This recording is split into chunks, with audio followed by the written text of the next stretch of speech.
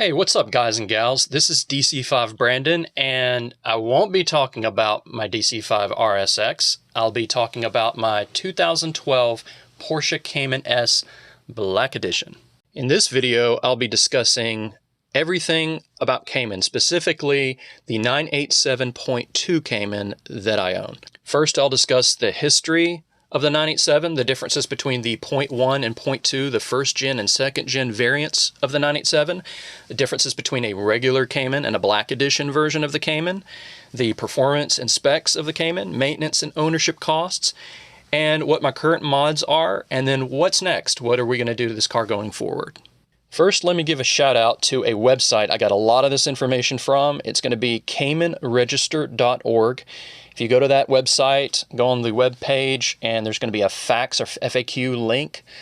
You click that, and you find out anything you wanted to know about the cars, including some pictures, which I may or may not include in this video. The Porsche Cayman was introduced in 2006 as the 987. Now, what do I mean when I say 987? Well, it's the chassis code or the chassis designation that Porsche gives to its models. The Cayman shares a similar platform as the Boxster, and the Boxster was released in 1996, known as the 986 variant, and they built the 986 until 2004, and then 2005, Porsche released the 987 Boxster. Interesting enough, only 50% of the parts are shared with the Boxster platform, but 30% are actually borrowed from the 911 platform, and 20% of the parts are unique to the model. During this video, you're going to hear me call out 987.1 or 987.2. The 0.1 and the 0.2, that's just the different generation of Cayman. So the 0.1 being the first generation, they built between 2006 and 2008, and the 0.2, or the second generation of the Cayman, they built between 2009 and 2012. There's a few visual differences between the 987 first gen and second gen models.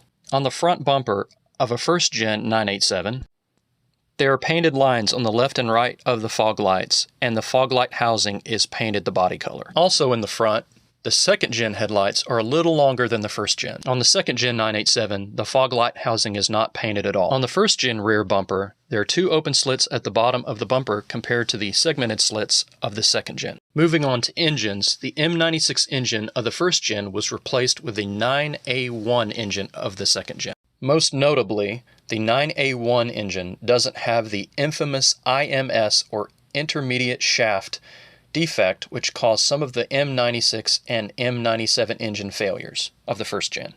I've heard some Porsche mechanics say that this IMS defect doesn't affect more than 10% of all models.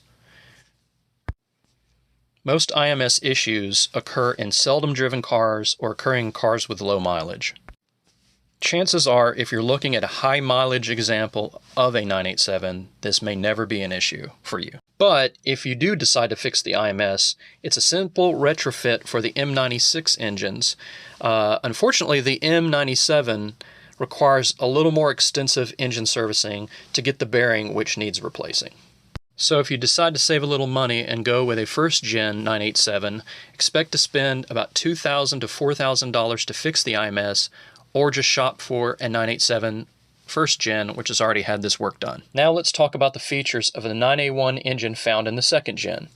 It includes a new electronically controlled oil pump and 4 scavenge pumps to prevent oil starvation under high G cornering. This also uses direct injection instead of port injection, which gives the motor 25 more brake horsepower than the previous Cayman engine. The second gen is also the first generation that Porsche included the popular PDK automatic transmission, which is a dual clutch automatic transmission to replace the previous Tiptronic transmissions from the first gen. Porsche didn't build many of the second gen Caymans or Boxsters.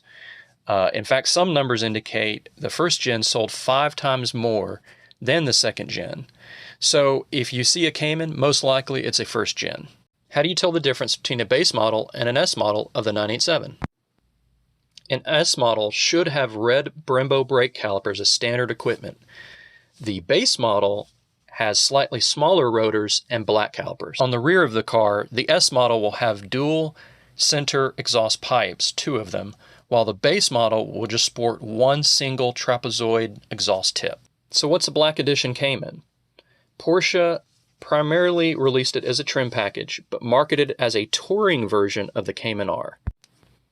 There are estimates ranging about 1,500 to 3,000 Cayman Rs built in 2012, and Porsche only built 500 black editions for the entire world, so this is the most limited Cayman ever made.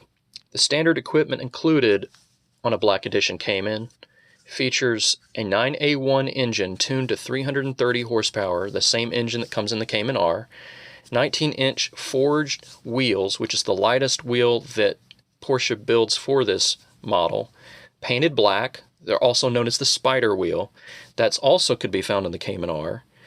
Auto-dimming mirrors, a Bose stereo, bi-xenon cornering lights, embossed Porsche crest on the seats, 3-spoke sport steering wheel, blackened tailpipes and badge, stainless steel door guards, and the limited edition plaque on the glove box. So if you're looking to buy either a 987.2 or the following generation 981, what are the differences?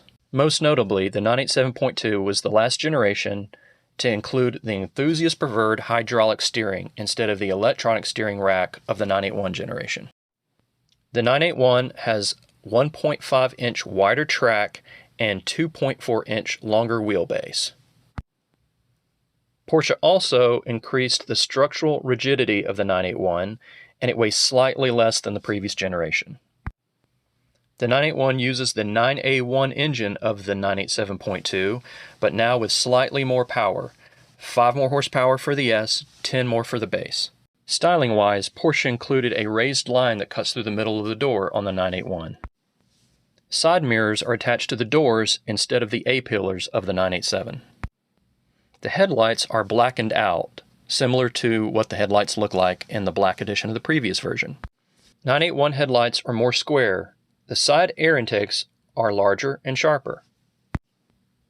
Porsche lettering now replaces the Cayman lettering on the rear lid, and the rear window has been extended a little bit lower. The primary difference in the 981 interior design is a large sloped center console that gives the interior a cockpit feel, an electric parking brake which replaced the manual handbrake of the 987.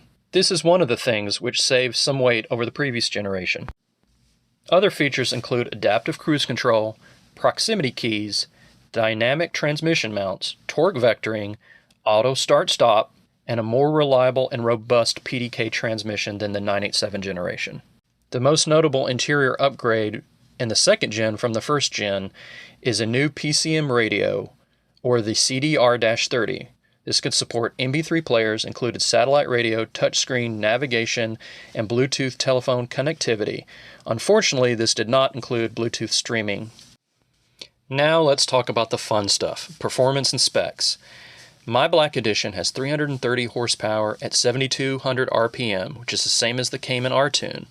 It also has 273 pounds of torque at 4,750 RPM. I took my car a couple of years ago to a rolling road chassis dyno. This is also known as a wheel dyno, which calculates horsepower about 20% less than the crank horsepower, or the horsepower that the manufacturers show. While I was on the dyno, it showed 263 horsepower and 229 foot-pounds of torque. Porsche reports the 987.2S can reach speeds 0 to 60 in 4.9 seconds, with the PDK version reaching those speeds in 4.8 seconds. Top speed of the Cayman S is 172 miles per hour and 171 miles per hour for the PDK transmission. Curb weight of the Cayman S is 2,976 pounds or 1,350 kilograms, while the PDK version of the car is 3,031 pounds or 1,375 kilograms.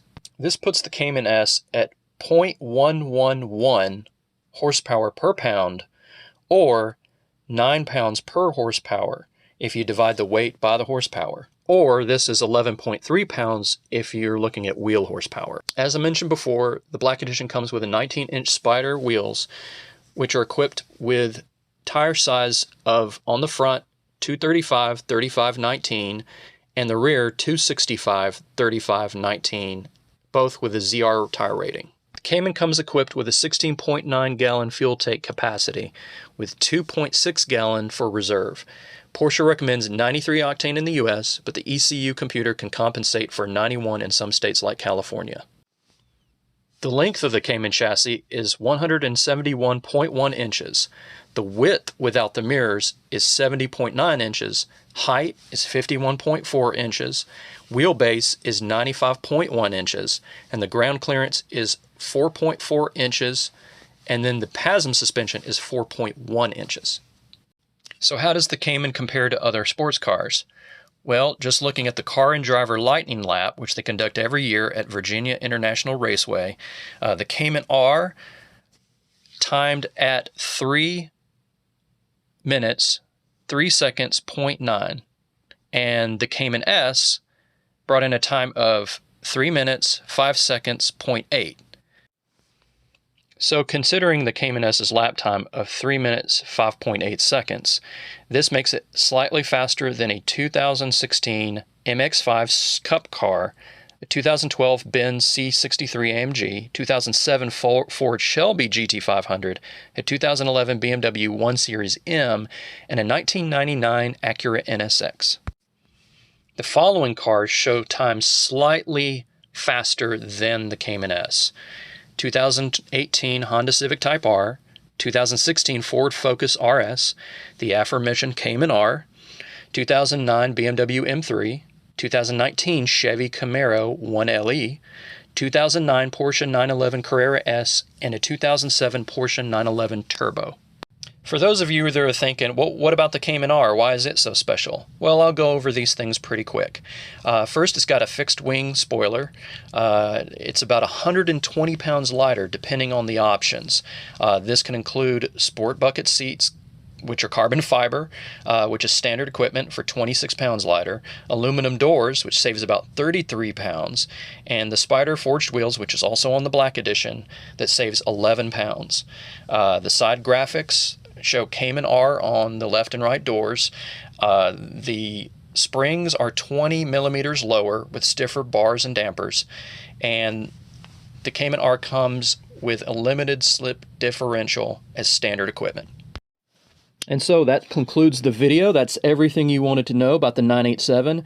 Stick around in the next couple of weeks and I'll have another video describing my experience with the car, driving the car, owning the car, maintenance, and cost.